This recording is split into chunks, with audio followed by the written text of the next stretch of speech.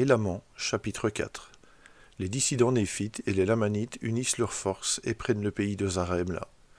Les défaites des néphites sont le résultat de leur méchanceté. L'Église diminue et le peuple devient faible comme les lamanites vers -38, -30 avant Jésus-Christ. Et il arriva que la 54e année, il y eut beaucoup de dissensions dans l'Église, et il y eut aussi une querelle parmi le peuple, de sorte qu'il y eut une grande effusion de sang. Et la partie rebelle fut tuée et chassée du pays, et elle alla auprès du roi des Lamanites. Et il arriva qu'ils s'efforcèrent d'exciter les Lamanites à la guerre contre les Néphites, mais voici, les Lamanites avaient extrêmement peur, de sorte qu'ils ne voulurent pas écouter les paroles de ces dissidents. Mais il arriva que la 56e année du règne des juges, il y eut des dissidents qui montèrent de chez les Néphites auprès des Lamanites, et, unis aux autres, ils réussirent à les exciter à la colère contre les Néphites, et ils passèrent toute cette année-là à se préparer à la guerre. Et la 57e année, ils descendirent livrer bataille aux Néphites, et ils commencèrent l'œuvre de mort, oui, de sorte que la 58e année du règne des juges, ils réussirent à obtenir la possession du pays de Zarahemla, oui, et aussi de toutes les terres jusqu'au pays qui était près du pays d'abondance. Et les Néphites et les armées de Moronia furent chassés jusqu'au pays d'abondance.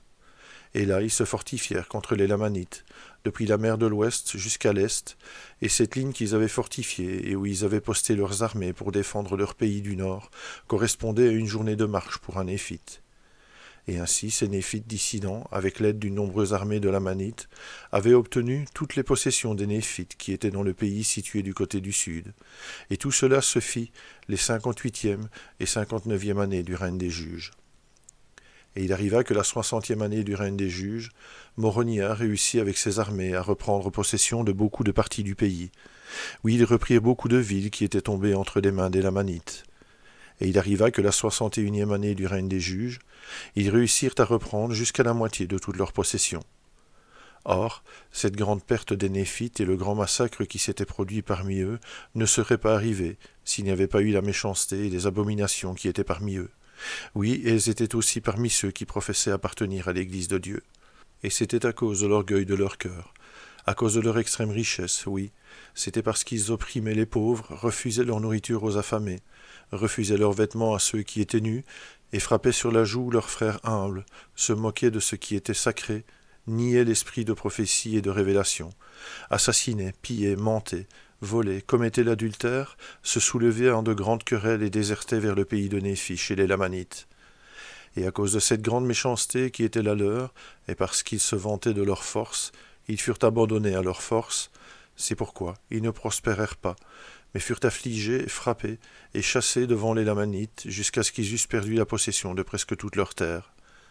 Mais voici, Moronia prêcha beaucoup de choses au peuple à cause de son iniquité, et Néphi et Léhi, qui étaient les fils d'Élaman, prêchaient aussi beaucoup de choses au peuple, oui, et lui prophétisèrent beaucoup de choses concernant ses iniquités, et ce qui leur arriverait s'il ne se repentait pas de ses péchés. Et il arriva qu'il se repentit, et dans la mesure où il se repentit, il commença à prospérer. Car lorsqu'il vit qu'il se repentait, Moronia s'aventura à la conduire de lieu en lieu et de ville en ville, jusqu'à ce qu'ils eussent repris la moitié de leurs biens et la moitié de toute leur terre. Et ainsi finit la 61e année du règne des juges. Et il arriva que la 62e année du règne des juges, Moronia ne put plus reprendre de possession aux Lamanites.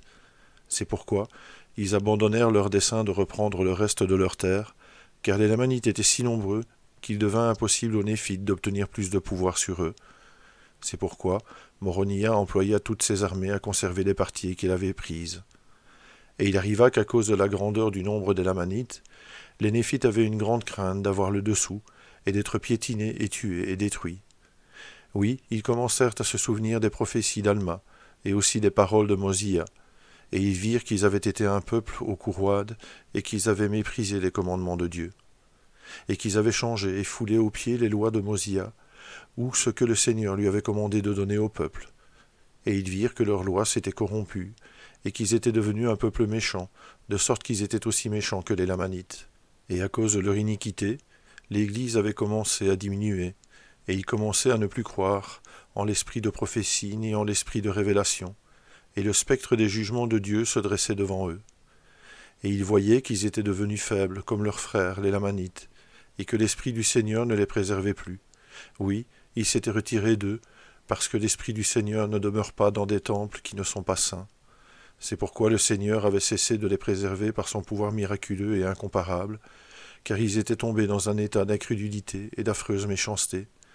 Et ils voyaient que les Lamanites étaient infiniment plus nombreux qu'eux, et que s'ils ne s'attachaient pas au Seigneur leur Dieu, ils allaient périr.